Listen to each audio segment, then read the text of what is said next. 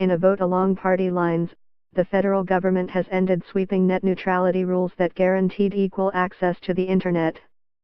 The Thursday vote at the Federal Communications Commission will likely usher in big changes in how Americans use the Internet, a radical departure from more than a decade of federal oversight.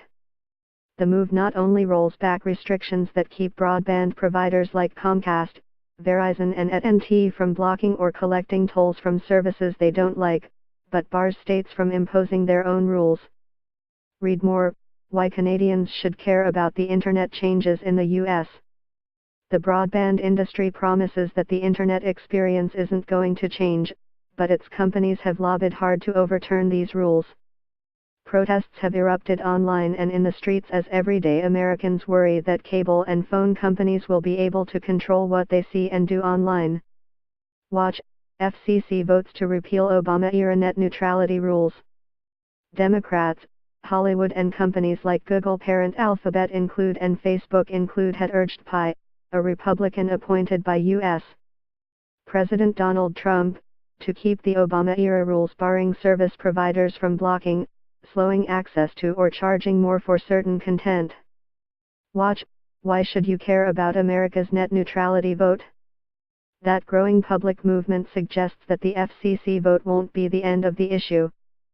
Opponents of the move plan legal challenges, and some net neutrality supporters hope to ride that wave of public opinion into the 2018 elections. FCC Chairman Ajit Pai, a Republican who said his plan to repeal net neutrality will eliminate unnecessary regulation, called the Internet the greatest free market innovation in history. He added that it certainly wasn't heavy-handed government regulation that's been responsible for the Internet's phenomenal development. Read more: 1.3M comments on net neutrality were likely faked, data expert says. What is the FCC doing today? He asked.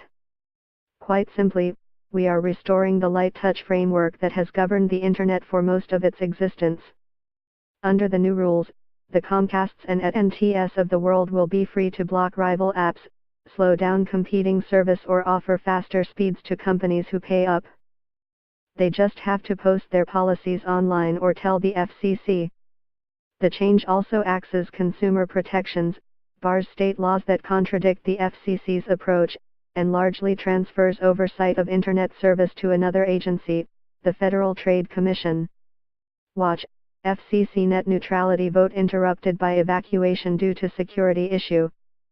Commissioner Mignon Clyburn, a Democrat who was appointed by President Barack Obama, lambasted the preordained outcome of the vote that she says hurts people, small and large businesses, and marginalized populations.